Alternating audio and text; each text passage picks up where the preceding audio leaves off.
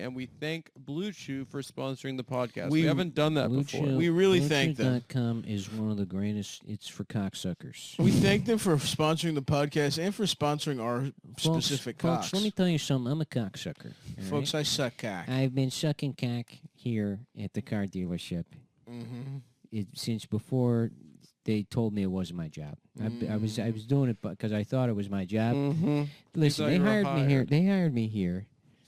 They hired you to suck cock at the car wash? At Davis Toyota in fucking Fond du Lac, Wisconsin. They hired me here.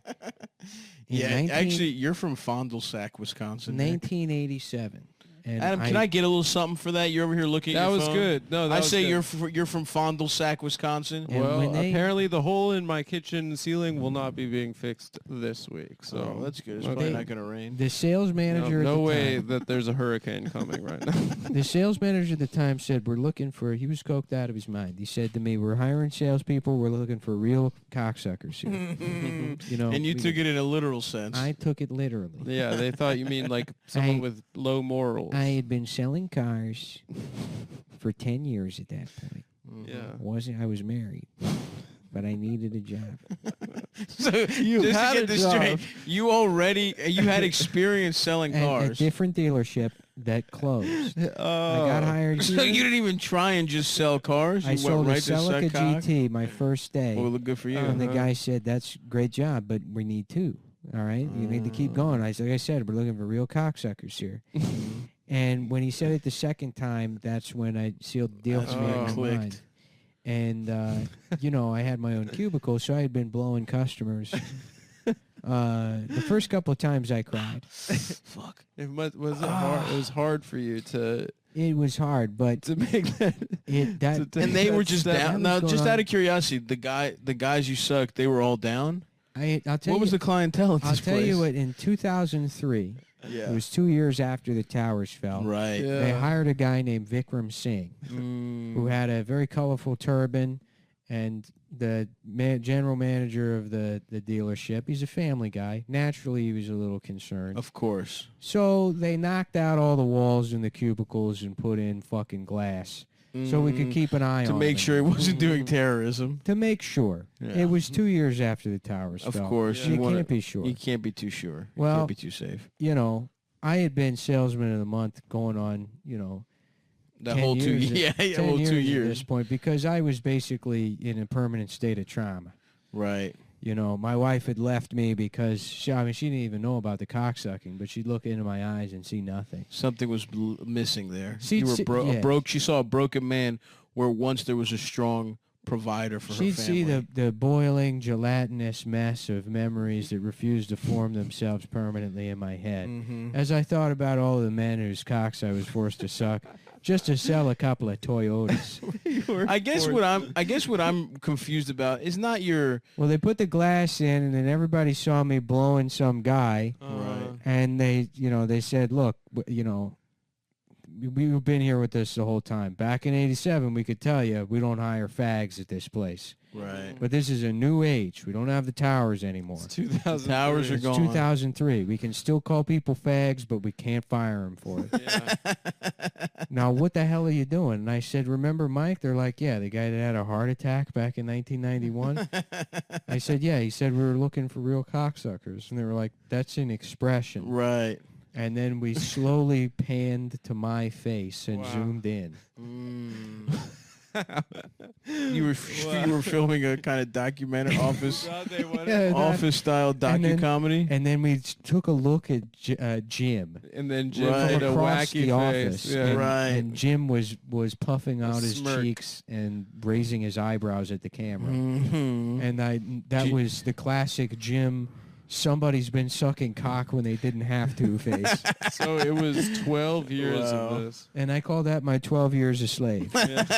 12 years a sex slave. So when that movie came out, it was so triggering. I had a manic episode and tore off all my clothes.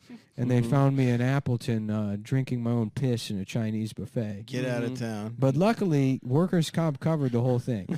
That is luck. That is really lucky. So I've been in therapy now. I go 3 times a day. It's about $86,000 a month. Workers comp covered you having a mental breakdown off the clock at 12 years a slave and drinking your own piss in a Chinese buffet in Appleton. I think that makes sense to me. You know, because I signed a waiver saying that we're gonna say it's nobody's fault. It's a no. They call it a no fault. A no fault, sure. Where yes, I was been sexually abused by customers for years, but they realized it did seem like you were kind of doing it though. They went back and they looked at all of the customer reviews, and there's been people that go in there and said, "We want to go back to Jim. That guy's a real cocksucker." What my name's Jim, I think. I can't remember. No, Jim. Your name's also Jim, I think. Yeah, my name's Jim. But Jim also works there. Jim from the office. Jim from the there. office works there. Yeah. Different Jim, yeah. But your name is Jim, and too. my name's Jim also. I guess what I find most confusing about this is that you found, I guess, hundreds, if not thousands, of willing car buyers that wanted to get their dick sucked. Because I'm looking at you. You're not a very good-looking man. Who the hell do you think drives Toyotas? Homosexuals. Guys that are trying to get their cock sucked. By guys? I think so. I mean, I drive a Toyota. I mean, that explains. I don't really want to get my dick sucked by guys. And guess what? But here's the Deep rub. down, I do. Here's the real answer. Okay. Turns out that I had a secret benefactor that had been paying people to come buy Toyotas for me so I could keep my job. Really? Yes. Like a billionaire or something. That must have been really expensive. A patron of the arts. Yes. Because I had written some poetry in college that made its way to a couple of zines in New York City. Really? Wow. And none other than the guy from Bain Capital. Wow. Mitt Romney? Sure. Didn't he work there? I think so. Yeah. I actually worked at Brain Capital. So Mitt Romney was paying men to get their dicks sucked by you. Well, he was like, well, I love this guy's poetry. Oh, I like his poetry? He's got really good poetry. I don't approve of him sucking cock. He's got really... Yeah, I mean, if he wants to suck cock, that's it. I don't think that's Mitt. That's exactly what Mitt Romney sounds like. Yeah, he sounds like Or Jit Romney. It mitts like a glove. That's what they say. Yeah, that dude. That's what he does. Mitt Romney, before he fucks one of his wives, he puts a condom on. And he goes, mitts like a glove. Who let the cum out of my penis? Who let the dogs out is the best video ever. Who let the dogs out? Who let the dogs out? Who? Just around black people. It's a song that came out. A song that had come 9 out years prior, probably. That's awesome. Shout out to Mitt. And shout out, let me just say, Salt Lake City. You think if I suck a guy's cock, he would make a coin for me? Yeah. I just wanted my own currency. And I did what so much to ask. I wanted to come up with. I came up with something called Toyota Coin. I thought it was going to revolutionize the dealership. Started talking to a couple guys online. We meet up in person. Long story short, I got raped. I got tricked into sucking cock, and that's why I'm here So at Grayfield Elementary talking to you kids today to warn you about the dangers of cryptocurrency. Yeah. So this A lot of you have been hearing cool stories about Bitcoin being used to buy downloadable content in video games. It's not happening, kids. There's not a single game where that works. Instead, I'm now HIV positive going around to schools. Whoa, Jim. So this is separate from you getting raped in I've had a hard life. Yeah. Jim, it's been a long road. Some people, they go through life and they learn a lot of different lessons. And some of us learn the same lessons over and over and over again. Do you think at a certain point it becomes part of your identity and you think of yourself as a guy who gets raped? You know, Nietzsche once said that the only way to find the true soul of a man is to put a cock in his mouth and see how he reacts. And that was told to me by a very wise man, a man I respected, who I found out years later was also a sex criminal. Right. What's his name? His name was Robert. I met him at a bus stop that I would find out that he was living at.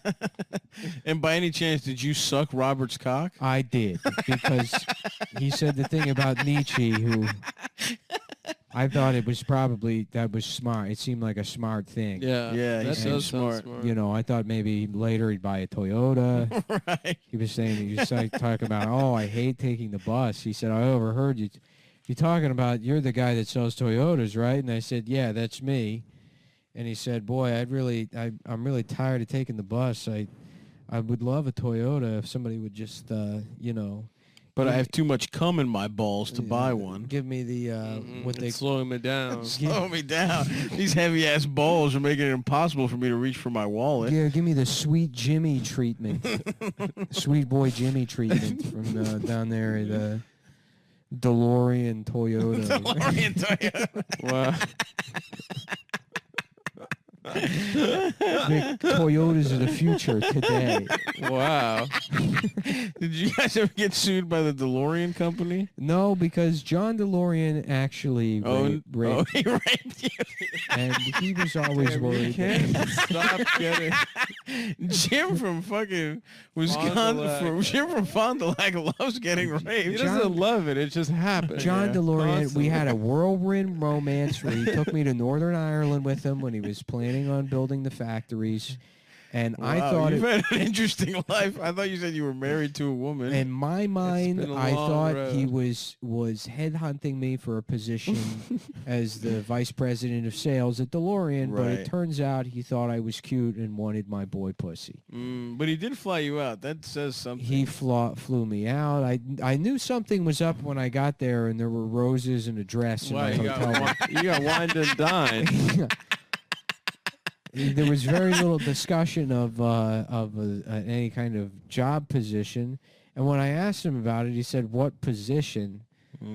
I sent you a letter in the mail that said, "I would love to blow a load in your mouth." That's And a romantic please letter. call me. And I thought he meant to give me a job. That's I don't know, Jim. That kind of misunderstanding. seems on you, man. No, that's It a was common the misunderstanding. 80s. It It was was the a 80s. different. People had a lot. I guess of you're right. I don't know all You were the pretty I don't know all the fucked up. slang from back then. People talked in a very particular manner in the 1980s. It was the first decade you weren't allowed to openly use the N-word, and white people were still figuring out how to say Right, things. right. You were Right. saying new We sayings. couldn't say the N-word, but we hadn't yet stolen cuss words black people style. Right, So right. you go right. around, you'd be like, "Hey, shit ass, Right. get your dick ass car off my. Yeah, I'm gonna blow a Freaking- load in your mouth. I'm gonna blow a load in my. I'm gonna your fly you mouth." out to Northern Ireland. Blow a load in your mouth. Hey, shit, fuck. Hey, shit, I'm gonna blow a load in your mouth in Northern Ireland So you've while read- you're in a pretty red dress. You've seen the letter. Right? I've seen the letter. Well, yeah. Oh, so you're man. familiar with. So obviously it's a mistake. It's And a then- mistake anyone could have made. And down here at the bottom, the lipstick kiss. Right. seal. That's funny for a guy. He was wearing for a lipstick. guy to do a lipstick kiss on the letter. And I sent a letter back, and I said I'm very open to be put in any position by you with my own lipstick kiss, Right. because right. I thought that was perhaps some sort of Northern Irish Culturally. etiquette. And Yeah, now is it's John. like- So John DeLorean is from Northern Ireland, or I what think is it? he's also from Wisconsin. Okay. All letters are sealed. Now, with are a we kiss. sure this was a man named? So you fuck. So in the 80s, he fucks you in Northern Ireland, and then a decade or so later, he hires you and tells you he needs a real opens a- cocksucker. No, that you're confusing With the John manager, DeLorean with the With manager DeLorean, of John no, with just DeLorean. a sales manager at DeLorean. But this Two did- different But guys. this wasn't. Two That seemed different like it was guys. about 10 years apart, though. No, it was about 6 years apart. Okay, so you fuck John DeLorean. I did. And then you work at a different. You were already a car salesman. Yeah. So you work at a different dealership, and I guess also in that time you get Well, you married. have to keep in mind that the DeLorean could travel in time. So Oh, I see. I worked at the DeLorean dealership, and then John DeLorean came Oh, it from was the like that past to kind of sue the DeLorean. dealership, at which I met him, and he brought me back to the past with him I see. to rape me in Northern Ireland in the early 80s and re-deliver me back to 1987. And he said, good luck proving that in a court of law. Yeah, that's next to impossible. And then everybody thinks I'm insane. Right. Like E. Jean Carroll. They say that guy's a real E. Jean Carroll. That's what they call you, huh? Yeah. And what have you been doing since? Because all the stories you've told us, the latest time was 2003. So what have you been doing in the... I started a podcast about the Westminster Dog Show. Oh. Really? You Yeah. rate the doggos. Well, I tell you, it's kind of defunct now because the first couple episodes I had some friends on and it was nice. We just talked about the dogs. Mm-hmm. Third episode we had a big get. Oh yeah, Who'd you Lawrence Fishmeister. Does his name ring a bell? I know Lawrence The first Fishburne. 75% did. Yeah. Yeah. Well, Lawrence Fishburne, but There's I an don't know actor Lawrence played Fishburne. Morpheus. you're thinking of the black guy from the fucking From Morpheus. from the King of New York. I am. Yeah, Larry Fishburne. Yeah, but this guy was the premier judge of the Westminster Dog Show. Oh wow, that is a big get. From 1973 until 1993. What kind of relationship did you guys have? Well, we were just going to interview him for the podcast. And he got into town early, and he said, I'm at my hotel.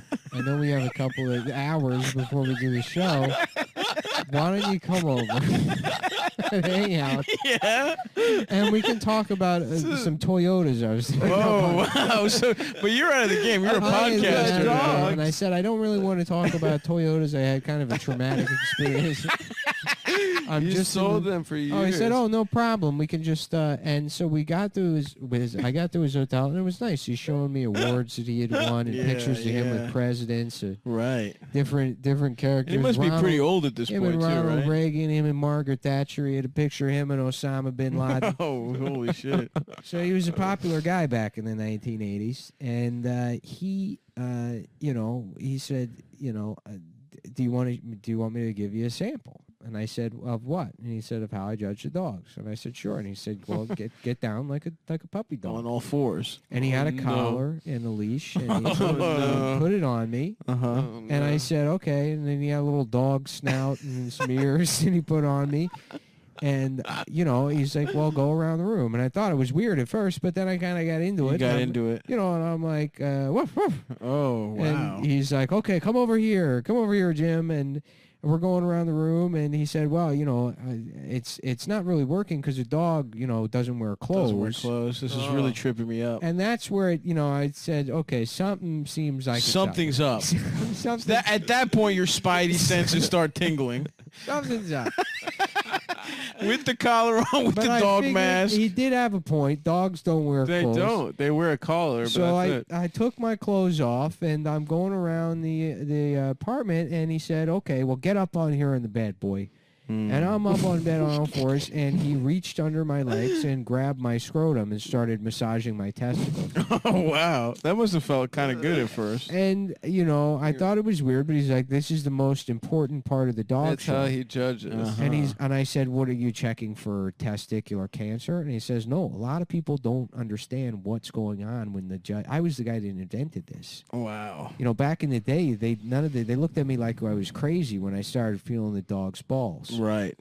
But what really sets a dog apart at the dog show Yeah. Yeah. is the level of obedience Right. of the dog. Right. And it's indicative of the breed. Yeah, So when being you, a good boy. when you play with a dog's balls, Right. a regular dog will probably bite you. A show dog knows not to bite you. But there still might be an underlying level of tension that the dog is experiencing. Right. Mhm. So when you're playing with the dog's balls, what you want to look for is the tightness of the dog's asshole, because that indicates how stressed out the dog is. And how do you check for that? And so he's massaging my balls, and I notice my asshole is a bit tight. Right. And he said, so this would be a fail. Mm. This should be a not a pass because you're Yeah. not relaxed. Worst enough. in show.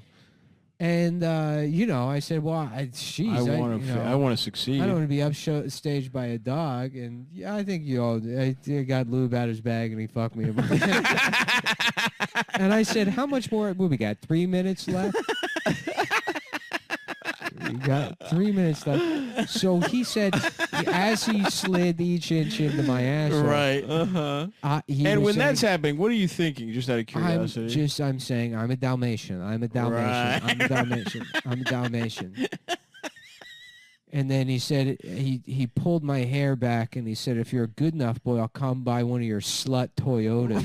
Wow. And that sent me into a spiral. Right. Oh, that was like your sensory recall. And much like a dog, I sort of snapped around and I ripped his trachea out with my teeth. Oh, wow. I really turned snapped. into a feral animal.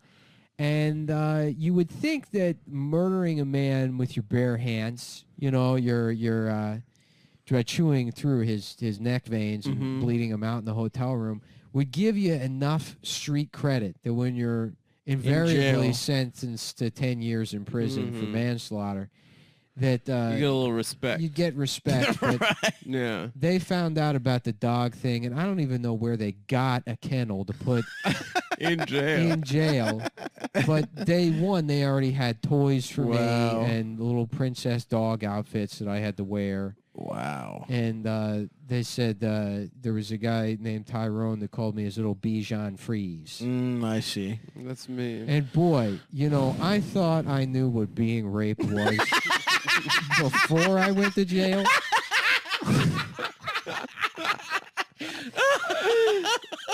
But these guys in there, it's like the NBA. Basically. Right. You're playing street ball The outside. speed of the game is so much faster. The Yeah. speed and the power. When you get into a Midwestern state prison, a frigid, landlocked hell filled with just the raw, unbridled rage of maladjusted racial tensions over the last 100 years.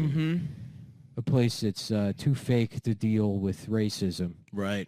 They really let a dog have it. They let a white dog named Jim really Yeah. they really put a pounding on his asshole. And the worst part about it was I couldn't do my podcast while I was in Yeah. So you it didn't kinda even fell know what was apart. You going guys had on it- at the Westminster So show. after two episodes- we were getting we were seeing a huge uptick in traffic. Because that was a big get. We The were guy seeing that a lot of raped good you. metrics. We were averaging maybe about 1,000 downloads per episode.